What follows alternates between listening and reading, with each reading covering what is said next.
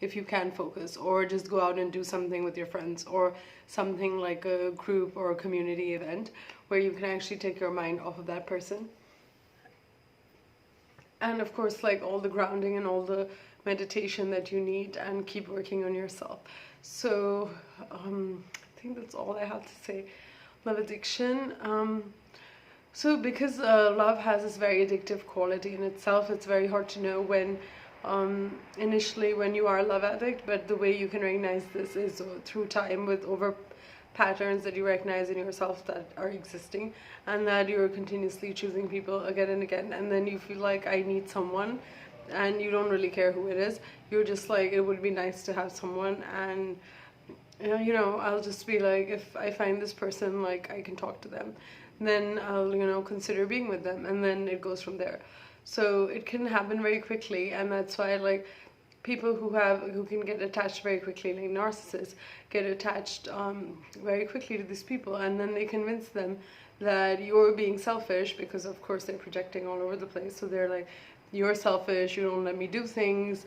Oh, like one instance was like someone, so basically like their partner is right there, but they're like telling me that, why don't you do this, because if I do this, he's going to have a problem, he always has a problem, and this person is right there. And so they're always being the victim. Excuse me. So they're always being the victim, and actually, like, they're victimizing the love addict.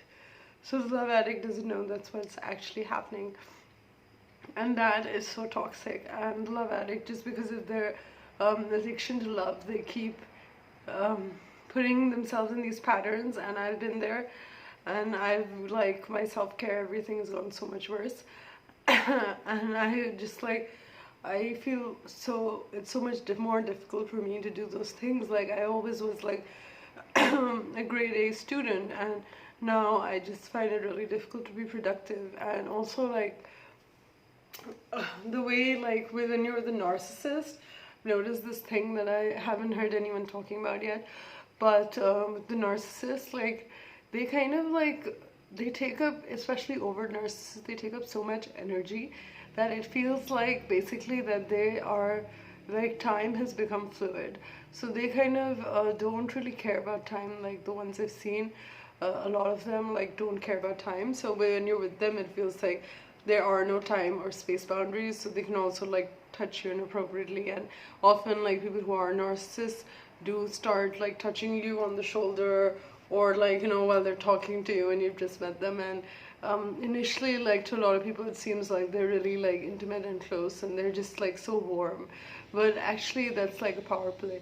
So they want to sort of come into your space and make, like, give this message that I can sort of, like, overpower you, because when someone comes into your space and you're not expecting it and you're not really prepared for it, you just have this reaction, like, you become, like, tense, and you kind of, like, withdraw a little, or you might not withdraw, but internally you're just, like, so you kind of, like, become compressed, or you sort of, like, feel really, like, conscious. And they basically thrive on making you feel conscious. So they'll point out, like, the stupidest things, and the narcissist will, like, point out, like, the dumbest things to make you feel bad about yourself. Like, oh, you're carrying a journal around. Oh, are you doing that? Why are you doing that?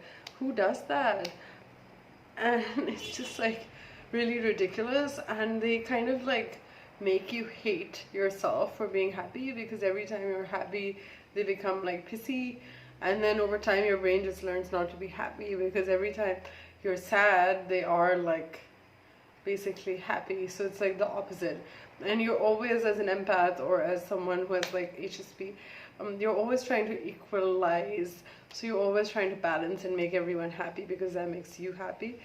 So for the other person, like a narc, that's not the case. So they get happy, like, feeling that they have this power and control over people.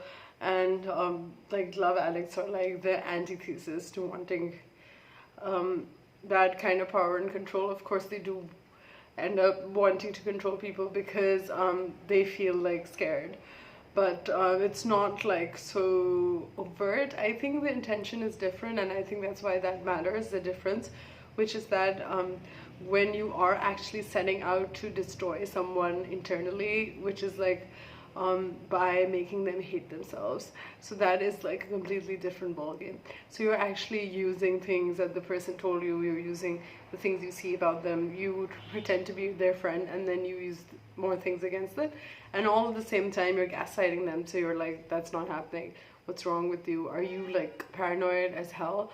And like, one of my friends, his wife is doing that, and she just kind of like, because he's had this history being like having these paranoid feelings, she just kind of like exaggerates it, and also like makes, and people who are avoidant and people who are narcissistic, they just like propel their own self-hatred onto other people. So they kind of like feel like this kind of entitlement, and this kind of like it makes them feel like empowered to like tell them that, oh, this is how this person is. So they like tell other people about their partner, and like they like telling like groups of people about them, and sort of undermining them to other people, but also pretending that, oh, I'm just kidding, it's like totally a joke, so I don't mean any harm, and just like talking about things.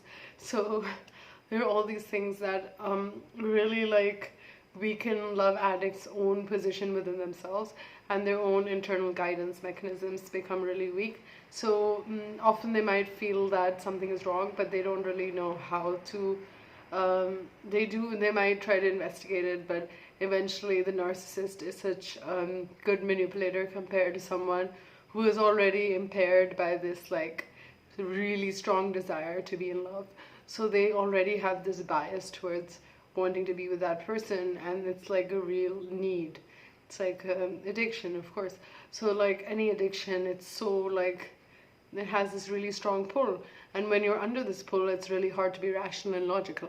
So that's what happens with people, like they lose their sense of self and their sense of logic, and then the narcissist of course isolates you and creates this whole like aura about themselves, and in the environment around them they like to take attention, and they can just become triggered so easily. And then it's just like the love addict is just appeasing them, or they're attacking the love addict, and the love addict is just like quiet or passive or trying to fight back, but sort of like subtly accepting that as well. They're like, oh, okay, maybe this is true, maybe I am selfish, maybe I am stingy, maybe I am too sensitive.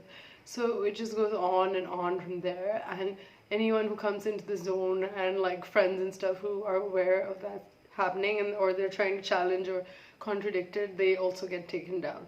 So eventually, or like the narcissist influences the partner and makes them feel guilty, and makes them feel like, you know, they strengthen the bond with them, like re-strengthening it and reasserting that, oh, it's us versus them. This is like, we have such a tight connection. Of course people are jealous. Of course people want to be with me. Of course people want bad things because they don't have good relationships themselves. So it can, over time, it just like is this like a hailstorm of toxicity. It's this emotional vortex of toxicity, and can really drag people down. So the best way to get over this is to become aware that you are a love addict, become aware of your patterns.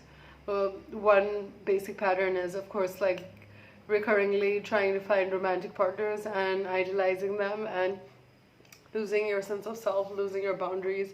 So just be really sure what your boundaries are. Just write them down if you don't remember, and like read them again and again and again if you never had boundaries, because I've never had boundaries. And you know, when I go into those situations, I forget how to be or how I can protect myself, and I just want to leave. And I think it is like the best way to leave, but it would be nice if I could, you know, come up with something to like take them down a little bit. And then there's also, of course, like as a love addict, I just don't want confrontation, and as an empath, I don't want confrontation, so I avoid that conflict. But it's just like eventually so difficult to avoid it, because if you are even a little aware, or if you have that intuition thing going, you do keep feeling again and again that there is something wrong, and then like the narcissist comes over to you and they just, you know, hug you, or, you know, talk to you kindly, and then all over again you're like, oh, maybe they're not so bad, oh, but I do love them, they make me feel good. So yeah, so the cycle continues and it just goes on and on. So for love addicts, that is very deadly. And of course there's the avoidant dynamic, which I've talked about in my attachment style video. So with the love avoidant, it's kind of similar, but the love avoidant is not so, of course, like, they're not so vindictive. They're more towards just being dismissive and neglectful. And that to a love addict is also like spiritual death, emotional death. So they try really hard to fight that. And initially they don't know that. So hope you guys like this video and see you guys soon. Ciao.